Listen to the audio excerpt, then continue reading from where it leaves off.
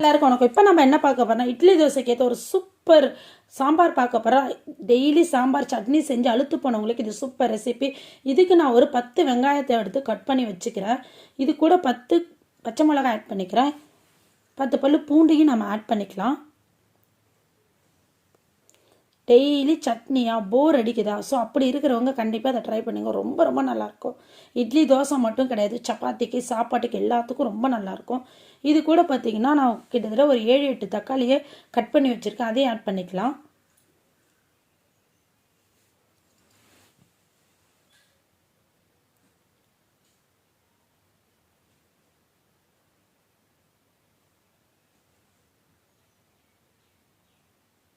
இது கூட கொஞ்சமாக நான் வாட்டர் ஆட் பண்ணிக்கிறேன்.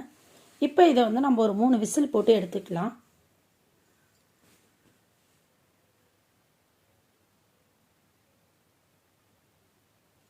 இப்போ நமக்கு வந்து நல்லா வெந்துருச்சு. இப்போ இந்த பதத்தில் இருக்கிறப்ப நம்ம எடுத்து இதை வந்து உங்ககிட்ட மேஷர் இருந்தால் நல்லா மேஷ் பண்ணிக்கங்க. நான் வந்து மத்தில் கடைஞ்சி எடுத்துக்கிறேன். இதை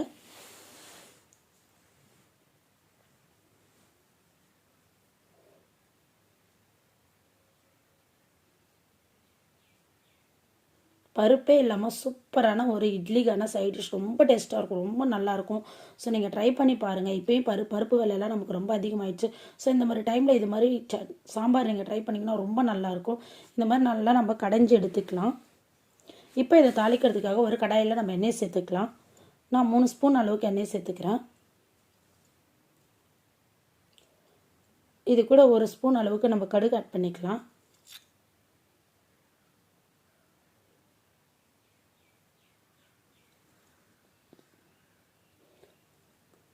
கடுகு நல்லா பொரிஞ்சதுக்கப்புறம் ஒரு கொத்து கருவேப்பிலை ஆட் பண்ணிக்கலாம்.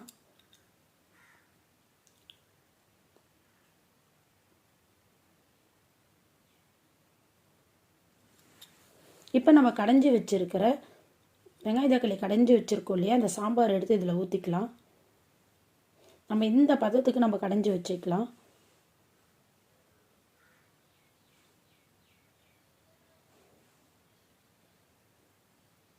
பார்த்திங்கன்னா இது கூட நம்ம வந்து 2 ஸ்பூன் அளவுக்கு மஞ்சப்பொடி ஆட் பண்ணிக்கலாம். ஃப்ரெண்ட்ஸ், இது ரொம்ப அமேசிங்காக இருக்கும், ரொம்ப டேஸ்ட்டாக இருக்கும். நீங்கள் இட்லி சாம்பார், இட்லிக்கு தோசைக்கு சாப்பாட்டுக்கு கூட ரொம்ப டேஸ்ட்டாக இருக்கும். நீங்கள் வீட்டில் ட்ரை பண்ணி பாருங்கள். நமக்கு பருப்பு விலை அதிகமாகிடுச்சு. ஸோ நம்ம சிம்பிளாக உடனடியாக செய்யணுன்னா இந்த மாதிரி ஐட்டம்ஸ் ட்ரை பண்ணி பாருங்கள். சாம்பார் சாப்பிட்டு ரொம்ப போர் அடிக்கிறவங்க கண்டிப்பாக இந்த ரெசிபி ரொம்ப ரொம்ப பிடிக்கும். நீங்கள் ட்ரை பண்ணிவிட்டு எப்படி இருக்குன்னு கண்டிப்பாக எனக்கு கமெண்ட்டில் சொல்லுங்கள். இதை நம்ம ஒரு 5 மினிட்ஸ் நம்ம கொதிச்சா போதும். நமக்கு சூப்பரான தக்காளி சாம்பார் ரெடி ஆயிடுச்சு. நம்ம இதுக்கு இட்லியோட சேர்த்து சாப்பிட்டா ரொம்ப நல்லாயிருக்கும், ரொம்ப டேஸ்ட்டாக இருக்கும்.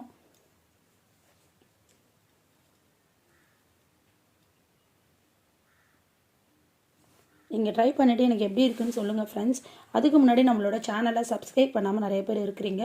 நம்மளோட சேனலை சப்ஸ்கிரைப் பண்ணுங்கள் ஃப்ரெண்ட்ஸ். அப்போ தான் அடுத்தடுத்த வீடியோஸ் வந்து உங்களுக்கு வரும். வேறு ஏதாவது வீடியோஸ் வேணாலும் கமெண்ட்டில் பண்ணுங்கள். Thank you friends. Bye bye.